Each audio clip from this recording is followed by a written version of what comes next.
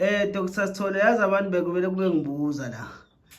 Bengifonela bethi manje wena wabathembisa ukuthi uzoqala isonto ngazo lesithathu nolesingaki. Manje bayangibuza bathi uqala nini isonto kanti isonto liqala nini mkhulu? Ya, masithokoze kakhulu umhlaba obingelelayo. Usibusiswa Sithole phandle la eMlambethi. Lapho khona silekelela khona indlela eningi ezahlukahlukene ethinta ukwelapha. Lapho silekelela khona abantu basuke behlushwa izilwane, amaphupho avalekile, abafuna imisebenzi, abafuna ukuphakama emabhizinisini, abafuna ukukhushulelwa izikhwama mhlawumbe isangoma yini, sisiza konke leyo misebenzi. Sibonge nje kakhulu-ke embuzweni esibuzwe wona lana, ngoba evidweni yokugcina sasiyenzile naku-live okugcina esasiwenzile sasikade sikhulume ngendaba yenkonzo esifuna ukuyenza. Siyenzelani le nkonzo? Siyenzela abantu laba abangakhoni ukuthi mhlawumbe umuntu angene esigodlweni, ngoba phela esigodlweni into zasesigodlweni suke sezibiza kakhulu.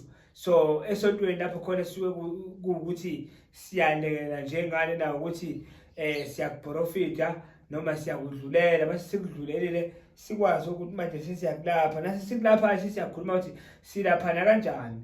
So indawo ke sigcine sitholile ilana nje eMlambethi, endaweni ekuthiwa iseJabavu, ngaseklinikhi.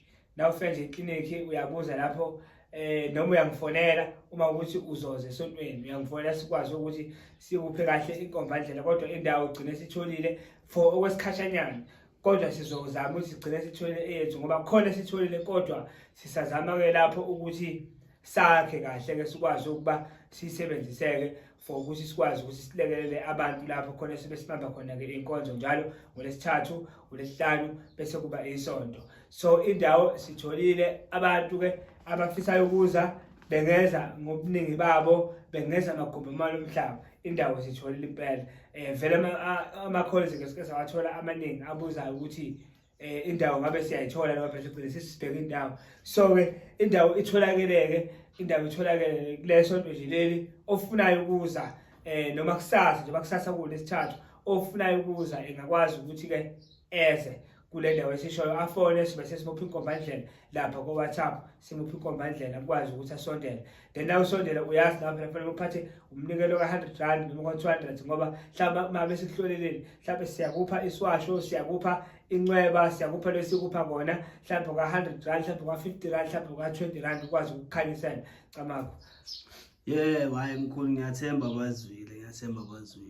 Manje kulabo abasuka kude-ke mkhulu, koGoli, koThekwini, isenze njani ngabo mkhulu? Sithini indaba yabo?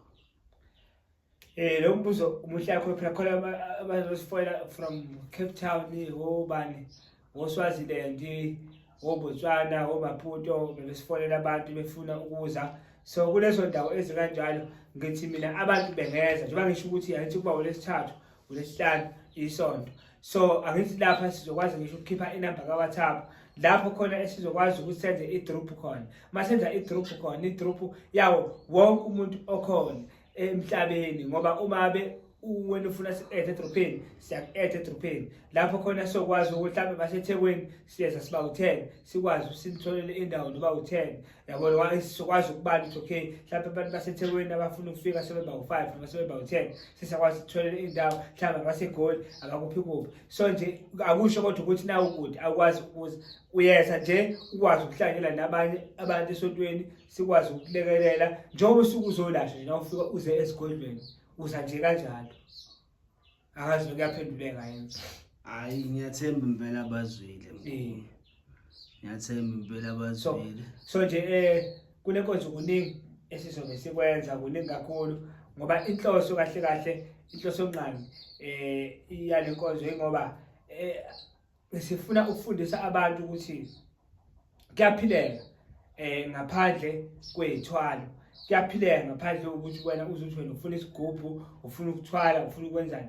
Kuyaphileka ngaleyo ndlela. Bese siphinde futhi sithina ungafisi impahla noma into oyibona ngamakholwane wakho, ngoba awazi ukuthi basebenzisana kulowo makholwane loyo ukuthi umuntu aze abe nalezo zinto. Mhlawumbe usuyayihawukela, usuyayifuna nje umuntu unento zakhe ezithile ezimenzela lo mcebo, noma lo muntu mhlawumbe unento nje yakhe yokuzalwa emenzela lo mcebo. wena usuyayifisa ufisa into engeke ize yenzeke qobo kuwe, kodwa sukuma phela, sukuma impilo yakho uyilwele, uzame ukuthi uyilwele impilo yakho. Imithi ikhona bakwethu, imithi iyasebenza. Nede nje into ofanele uyenze, fanele ubothi into zami ishona phansi, ungalindi ukuthi kuze kumoshakale kakhulu kumakhasi. Uyasukuma nje uyofuna usizo, sukuma nje izinto zisase kahle, uyasukuma uyahamba uyofuna usizo.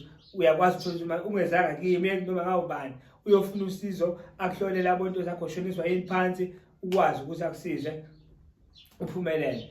Ngakhohle futhi ekuthenini asiphoqe umuntu ukuthi eze kule nkonzo, kuza umuntu onesifiso sokuza.